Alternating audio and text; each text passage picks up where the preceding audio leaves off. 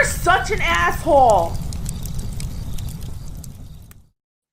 This is now the third fucking go of trying to make one video on the internet today in the second world country called the United States. And we are second world because no one does their fucking job and shit don't fucking work. Today's happy fucking video is brought to you by How Not to Become a Fucking Millennial. I'm going to read it fucking again. If some fuckwit calls me on my phone, I'm going to fucking kill him.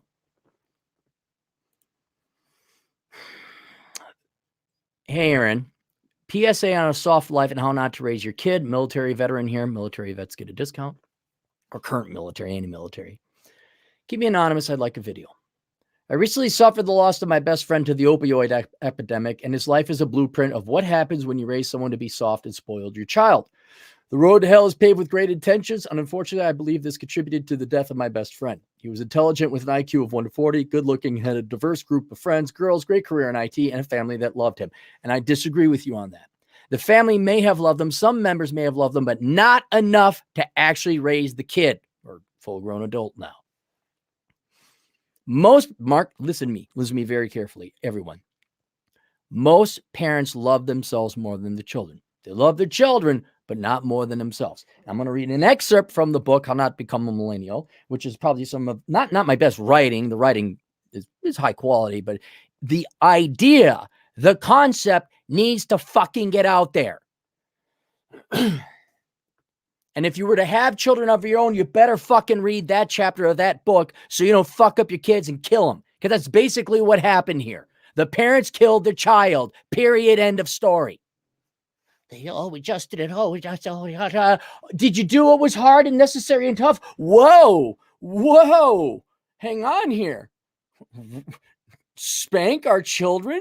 Tell our children no? Why, that's difficult. I thought I'd ejaculate with inside my wife's hoo-ha. We'd spit out the kid and just give it things, and it would just figure stuff out on its own. Why is Bob dead? Oh, how much you want to bet? They're like, oh, poor us. Poor us, our child's dead. Well, okay, off the better things. Ooh, look, a boat. Boomer, boomer, boomer, boomerang all the day. Boomer, doomer, boomer. Hey, our kids are dead. Sorry I'm so dark, but I don't give a shit. How much pain and agony are the millennials in right now because their boomer parents didn't fucking invest in them?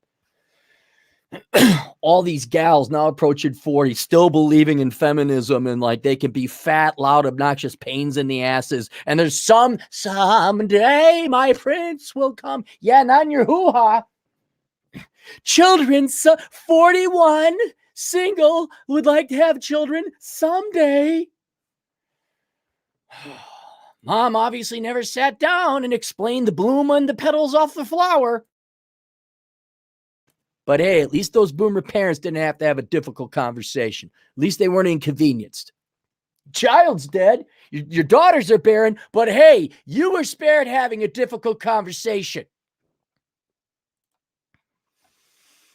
By God, the fucking internet better be working right now. I better have some great fucking internet connection.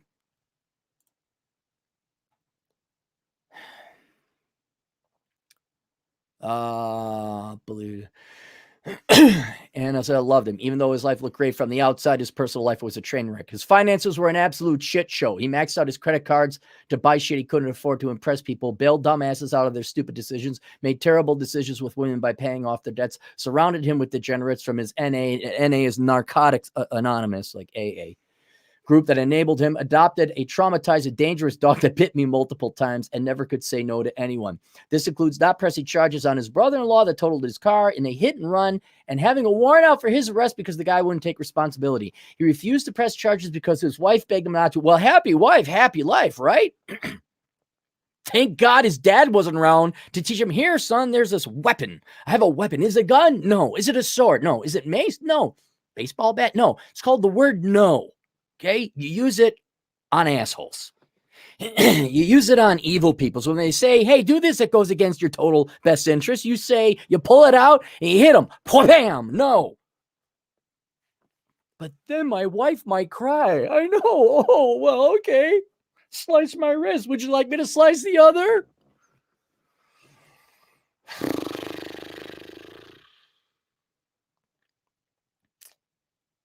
But at least happy wife, happy. At least she was happy. Basically, he was the smartest kid on the short bus. He had no boundaries, was a blue-pilled from birth. He got married when he shouldn't have and purchased a home way outside of his price range. When I asked him what the fuck he was thinking, he replied, "It's what I thought you'd do." Well, Dad, why would Dad train you? Why would Dad instill an operating system? Oh, I'd take effort. He'll just do whatever you want, son. He'll figure it out. Herky-dirk.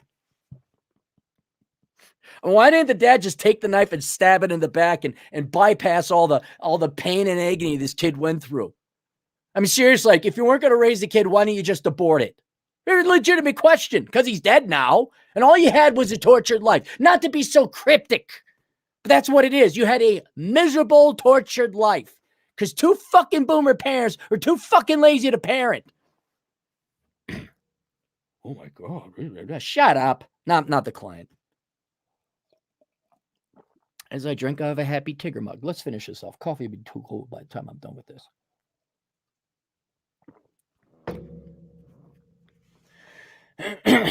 He bought and sold property impulsively and had to cash out his 401k with major tax implications to pay capital gains taxes on a property that he could have more than had a comfortable living in. He then purchased a truck with a car payment over $700 a month, along with buying another house in the suburbs that he and his wife could barely afford, even on a six-figure salary. He was leveraged to the hills in debt, especially credit card debt, and I thought to myself, this is what people think is the American dream? He then became addicted to opioids through a back injury and used that as an excuse to get out of anything hard. He always had excuses. Therefore, I believe that men need a purpose and must forge through adversity in order to become successful in life. Well, that is true. But this guy was like, what, late 30s by this time? The operating system is cemented. He's not changing. He always told me he wanted to join the military and went back out at the last minute. He didn't want to join the military. He just told you that. He had all these grandiose ideas but never followed through. He made great money but would blow it all. This is in stark contrast to how I was raised to handle money. Yeah, your dad raised you? Meaning he programmed your operating system to include the use of the weapon no? I was raised to treat money as a tool and make it work for you and not use it as a status symbol. I was also raised to say no and set healthy boundaries with people. My friend obviously didn't do this. I tried to help him set up a Roth IRA, but he told me it wasn't in his budget, but he would go out and buy thousands of dollars of useless shit that he didn't need. After his death, his parents confided in me that they were too soft on him. His father had a terrible childhood and they were overcorrecting, making his life too easy. No, it's not that. Nope. I don't believe that for a second. Nope. Parents were lazy. But that would be hard and we'd hurt his feelings. He needs, hey, look where the self-esteem got you, huh? Dead. They never taught him the skill sets to handle tough times in his life. Well, they could make life easy, but, they could pamper him, but they could still teach him useful skills, right? But they never did that either. Because that would be hard. And we are what? What is it again, ladies and gentlemen? Lazy. This was an honest assessment, and unfortunately came too late in life. What's a dead kid? I tried to get him steered in the right direction by giving him your books, which he took to heart. He especially enjoyed Curse of the High IQ, which really resonated with him on a personal. Well, yeah, because he probably took, okay. Intelligent people do suffer in certain ways. That's what the book is about. But one of the drawbacks is people who are just like, yeah, I'm really intelligent and other people suck. And I think that's maybe, and now he probably did have a high IQ. But that's the easy book to like. Did he read Poor Richard's Retirement about frugality and minimalism and doing without? I bet he didn't read that one.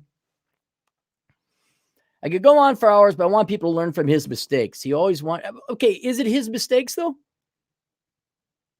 Like, I mean, when does a young person have ownership in their own actions, responsibility? I'd say roughly at 12, like a 7-year-old. Well, your parents didn't raise him right, but a 40-year-old, okay, somewhere along there, you should have figured some things out. Leaving home outside of your parents, society should have given you some clues that you were errant in your behavior and that was going to lead to bad things. But you cannot discount the fact that, the effect and the influence his parents are absentee parenting that his parents gave him. The lack of parenting that his parents gave him. Because that's structural, that's foundational. That's the pillars that the rest of your psyche and your life philosophy and your entire life is built upon. How did your parents train you? And so they're both at fault. Because you don't need, whether you're spoiled or not, you know not to spend more than you make. That's simple math. You know, like, well, telling my wife, no, she might get upset, and I'm a weakling and coward, and I don't want to, I will sacrifice my life before I make someone uncomfortable, because that makes me uncomfortable. You always want to make others happy and be liked. No, he wanted to bribe people so they'd like him without him having to go through the forging process of developing a personality. Now, he must have with you if he was your best friend. But everybody else, it was a popularity contest. I think this is a toxic mindset, and because of this societal conditioning, he is gone. He was my best friend, but I have no empathy for him because I tried. A lot of people feel like they could have done more, but I believe there was no stopping him from going down this path. Good for you. At least you forgave yourself. You know you are not responsible. I would like your take on this and tell me what you think. Well, I took a couple notes from before. All right. You could not have saved him. All right. And the reason why is he was dependent on other people for his value, point, and purpose in life. His parents never trained him to be a self-supporting adult. His parents never trained him to be a self-contained adult, like I am Aaron, and these are the things I do, and these are the, like a self-defined adult, so that when he went out and interacted with the world, people would interact with him. He was who would always react with other people. What's the chemical term for that? That you're an agent, or you're not an agent.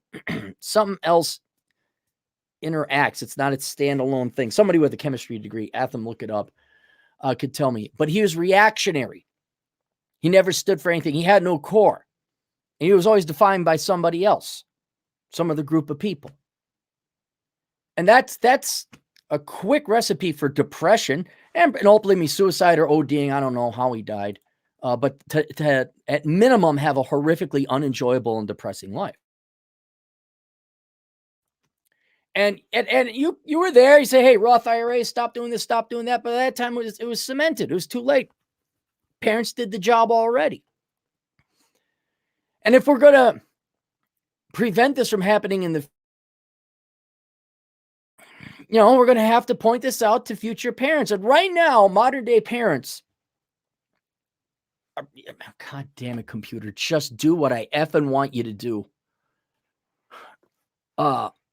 Modern day parents, we're now on 4 generations of completely worthless parents.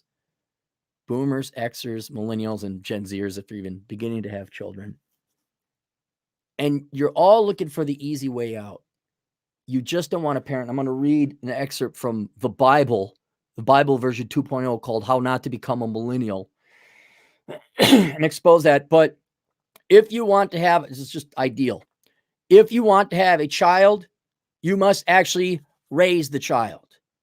And that doesn't mean give it money and give it a tablet and let it run on the internet. Everything's a good degree. Oh, follow your heart, money will fall. That's a lack of parenting. You need to sacrifice. You need to invest. And this is where fathers are incredibly fucking important. And it pisses me. I know we pick on the single moms, but by God, am I pissed off at some absentee fathers where you guys shoot a load into your woman's mazach. She spits out a kid. You're like, oh, that's nice.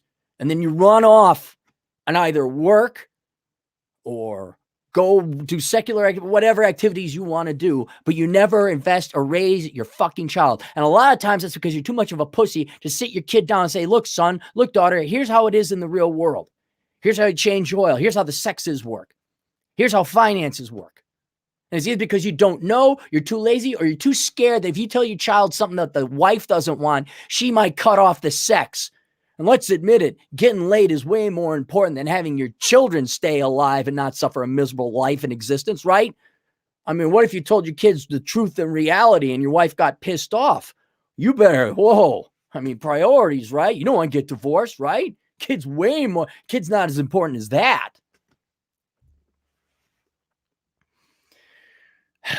So let's explain the consequences of not soft parenting. It's called absentee parenting. Okay. All right. First, you're going to shield your children from the real world. And keep in mind, this does not come from love. This comes from love. It comes from laziness. You do not want to have hard discussions, hard conversations with your children because you're weak, pathetic fucks of parents. And so instead of telling children things they don't like to hear, or disciplining them or spanking them or timeouts, you and you guys are your fucking precious timeouts. Oh, go fuck yourself with a cactus in the ass. Right? But coddling your children and shielding them from reality just raises Fabergé eggs. It raises weak kids so that then when they go out in the real world, they break. Or at best, they're dysfunctional.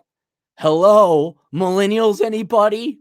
The depression rates, the social anxiety, the amount of people that are on prescription drugs, absentee parenting, lazy parenting. That's you guys. That's you fucking boomer parents. And now millennial parents raising up, or Gen X parents raising up with it. Whatever. Ain't nobody raising their kids. So nothing's too good for daddy's little prince of princess. Fine. Watch him suffer. Oh, I think I'm quadriplegic sexual and I have the social anxiety. Yeah. And they dye their hair and all that. Yes, that is a symptom of absentee parenting. And they're miserable and they hate their fucking lives and you are to blame for it. Right? Then you don't give them those skills either. I mean, God almighty, I pulled the data recently. I forgot which book. 80% of degrees being conferred are still worthless. When do you fucking parents interject to say you're not majoring in the liberal arts or the social sciences? I'm sorry. That would require real parenting. I'm sorry. And then the kids go into thousands of dollars of debt, they're crippled financially for the rest of their lives. But hey, at least you didn't have to tell little Susie, no, you're not paying for a journalism degree. Right? And happy life. Am I right? Ballless sacks of wonder, fuck modern day Gen X parents, fathers. Then you ruin their financial life, and it's over. Your kid's dead. Kid's either tortured for life or dead. One of the two. But hey, at least you shielded them from the real world. They didn't suffer anything. They didn't get a scraped knee. They wore helmets all the time. Second thing that happens with absentee parenting. You turn your little kids into spoiled, entitled brats. Millennials, anyone again? I deserve free food, clothing, shelter, this, tuition, everything. Like, who does the work then? You guys can't find employees? You guys voted in somebody that like gives away free money and now all of a sudden you wonder why there's shortages of different weird, like there's a shortage of tax. Not taxes, I mean tax, the things you put up on the wall. All right? Just weird, obtuse stuff that's gone missing. Why? Because there ain't no workers no more. Oh, you wonder why a McDonald's burger costs like $6? Because there's enough labor going around. Because McDonald's is beneath it. Thank God for the Mexican immigrants, huh? At least they'll work, huh? Thank a Mexican immigrant, by the way. I still want you out of here if you're illegal, but I'll be honest, you at least fucking work. You know? At least the roof gets done. But that's beneath me. I have a sociology degree. I is so intelligent. So now you got a bunch of spoiled, worthless, entitled brats, and all they know how to do is collect a government check. And they got no fucking skills. No fucking skills whatsoever. And the third thing, and this is where you really, I mean, seriously, my dad and mom might have both grabbed a bunch of knives, just stabbing it in your friend's back. If you spoil your children, and you're soft on them, you condition them to always choose the easy path. And what do I always say about the easy path? The easy way and the hard way. How many times I got to say it? There's the hard way and the really hard way. There is no easy way. The easy way is the really, really, really hard way disguising itself. And I want to tell you the parable again of my Vietnamese buddy who's an engineer and the now old 50-year-old pissed off spinster Gen X woman with her early childhood education degree. I gotta go over this again, boys and girls. Gal my age, they're both my age roughly. Vietnamese engineering friend. By the way, had a dad around, says, you're not majoring in that crap. You're going to imagine that. A dad invested in his children and the children do well. It's the standard stereotype. Buddy, Asian, electrical engineer, Hard work up front, hard way. 18 years old. What are you going to do? Electrical engineering. That's hard. But then after he graduated, what happened? Life got easy. Guy does way better than me. Multiple properties, nice wife, nice kid. Kids, I think now. Senior role, doesn't need the money, house paid off. Yes, he sacrificed, he went the hard way, but he's never had to wait for a bus. He never sat out in the cold waiting for a bus. This is Minnesota, by the way. Doesn't have to worry about health care for his children. The other gal, what'd she do? Early childhood education, which is translated in English as, I don't want to fucking work for a living. Couldn't find a job, had trouble struggling, couldn't find reliable employment, taught the kids, never made more than $18 an hour, had 2 kids, gets divorced, financial crisis, problems, struggle, strife, wait for the bus, house repossessed. Now, who had it easier? It is my Vietnamese buddy friend who took the hard way, which wasn't the hard way. That was actually the real easy way. And the person that took the hard way, which was disguised as the easy way, was the other gal who ain't my friend no more because she thought it'd be easy. It ended up being really hard. And when you condition your children to choose what seems to be the easiest way, you are damning them to take the hardest way in life possible, which is to be lazy, not put forth effort. And that means you're going to have low wages. You're not going to have a return on it. You're not going to progress in a career. You're not going to have a career. And you're going to be mired in poverty, pain, suffering, mental illness, resentment, anger, and envy. Hello? SJWs, anyone? Hello? Oh, I'll dye my hair purple and pierce my nose. That'll get me the 6 figures. That'll give me contentment and peace and happiness in life.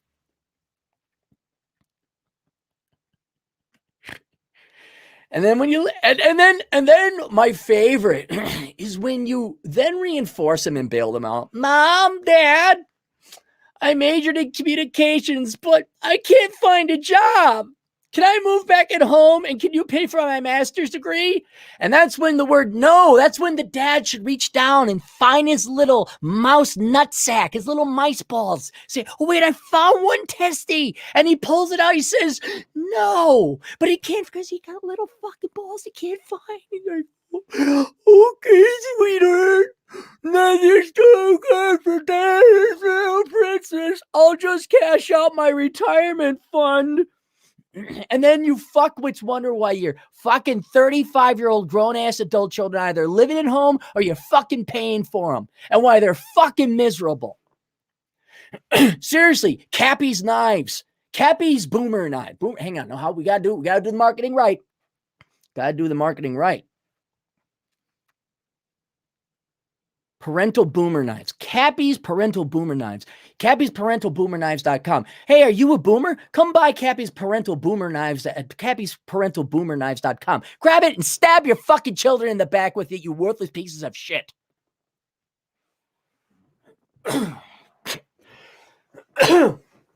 So let us read from How Not to Become a Millennial, which every motherfucker out there should be reading. Paperback Kindle. Too lazy and cowardly to parent. I was attending a charity event and found myself talking with a boomer couple and their 20-something daughter. The topic of conversation was about their other daughter who could not attend as she lived out of state. Though she was pushing 30, she was still having trouble finding herself and still relied on the financial support of her parents. But I could tell by the rolling eyes of the younger daughter that it was her parents' handouts that was the problem, not the solution, as it was simply enabling her older sister to continue her parasitic lifestyle. They knew I was an economist, so they asked for my advice. I said, cut her off cold turkey, totally now. But the mother said something very interesting. Oh no, I just couldn't do that. She's my baby. And so I left it at that as I knew there was nothing I could do. Sound familiar, client? But that statement really needs to be dissected because it is everything wrong with boomer parenting and parenting today. Because while on the face of it, it seemed the mother just wanted what was best for her child, in reality, she was a lazy and cowardly mother who clearly loved herself more than her own child. The reason the mother and father continued to financially support their adult child daughter is not because they loved her. It's because of fear. Fear of the toil and suffering that comes from being a real parent. And not only were they too lazy to parent, but they were cowards on top of it, afraid of the confrontational conversation they would have to have with their daughter to set her on the path of adulthood. This was why they forked over a monthly stipend to their daughter, because it spared them the discomfort and pain of having an uncomfortable conversation. And so if you think about it clearly, they literally feared the discomfort of having that necessary conversation more than they loved their daughter, because if they really loved their daughter more than themselves, they would gladly suffer that minor pain to ensure her future would be better in the long run. This is everything that is wrong with boomer parenting, laziness, and cowardice. And then it goes on and blah, blah, blah. You could get this book. I have linked to it below. And there you go. There you go. I know most parents from the boomers on have children as luxury goods. I know you want to have kids because you want to have kids, but you sure as fuck don't want to raise them. And I get that. But if you're not going to invest in your children, if you're not going to recognize that they are fellow human beings with sentience and consciousness, and they suffer pain and they need love and investment from both the mother and the father, if you are too fucking stupid or too fucking lazy to acknowledge that fact, which we all know, and you're going to outsource your kid to daycare, and you fathers are not going to tell your children no, and you're not going to teach them the hard realities of life, you're not going to, don't have kids. Don't. Because literally, listen to me very carefully, aborting them would be a kindness, because they are going to grow up tortured and confused and miserable. And this goes against my own financial interest, because I need you boomer and boomer-esque parents to not raise your children. I need you to breed. I need you to have your children as if they're like objects you bought off the shelf at Target. I need you to just sit them off and ship them off to daycare or the public schools. I need you all to go back to work. I need you to fuck up your kids, so that when they have ran out, when the lies run out, they don't get no more funding, they don't get no, and their lives are going, they come to me at assholeconsulting.com. They search questions on the internet. They land on my YouTube page. They land over in the Red Pill world, Rollo, Josh Fluke, somebody. They find the red pill. I don't mean that in the male-female sense. They just find the truth, and then they come to us. And it's a great job I got, because I essentially am the fucking internet dad these kids never had. I am the older brother who kicks their asses. I am the reprogrammer of operating systems that work in the real world. So you send me your dysfunctional fucking tortured children. They come to me like, I'm all fucked up. I'm like, yeah, you sure are. Here, let's deprogram you. These are all the lies you've been told. Now here's the real world, which is why you should get that book. Like, if you guys ain't got time to consult me, go get How Not to Become a Millennial. Goes through everything we did wrong with the millennials and how we should have done it. And at least we salvage what remains of these kids' lives. This is why I'm ecstatic when it's like a 19-year-old that comes up to me instead of a 39-year-old that comes up to me. Because the 30, I'm like, oh, dude, you're like 60% dead. You got one quarter, man, more hockey. You got one period left. You better Wayne Gretzky this thing up and make your life count. But here, crazy. Idealistic Kathy. Oh, how about we not have the kids suffer in the first place, huh? How about you raise your motherfucking kids so they don't have to come up to me all tortured and fucked up because you're a worthless piece of shit parent, huh? And I know I won't benefit from that. Now, of course, I'm being facetious because, well, I mean, look at it. You guys are going to raise your kid. I'm golden until I'm dead. There is going to be no end to the amount of fucked up kids you worthless modern day parents are sending out into the real world. But in the ideal world, if I had a wish, it'd be to have all knowledge of all human history and humankind. But if I had a second wish, it'd be, you don't fuck up your kids. And you fucking worthless wonder nut fuck faces, you fathers, you American fathers, you find your nutsack and you start fathering. And then, to be fair, you women knock it off with this feminist bullshit and maybe raise your fucking kids. How about that? How about you love your kids more than your career? Can we start there? Huh? Nah. Because deep down inside, you don't love your kids. You love yourself more than you could ever love your own fucking kids. And you're disgusting pieces of shit. What other books of mine can you buy? The Book of Numbers, Analyzing the ROI in the Pursuit of Women. Bachelor Pad Economics. That would help out any young man and woman with your finances. I know it says bachelor, but women can read that too. Worthless Hello Ladies. How about you get this book before you go and major in worthless shit? There you go. The link to the other book. Oh, wait, we got to do super chats. Oh, I got to be quick here. I got to be quick. If we have missed super chats, I'll get to them later. I got people coming down to do that. Tote. Ryer MKD, $2 to Canadian. Thank you. DB, Canadian. Wow, we got a lot of Canadians today. 5 Canadian bucks. In the animal kingdom, newborns are immediately thrust into survival mode. Only humans like to cuddle their offspring into adulthood and try to survive. I know. It's funny, but it's so sad. I am not drunk. I'm just very angry, which oftentimes you can't tell the difference. All right, that's it. Share this with people. It's a great rant. People need to hear it. We'll see you guys later.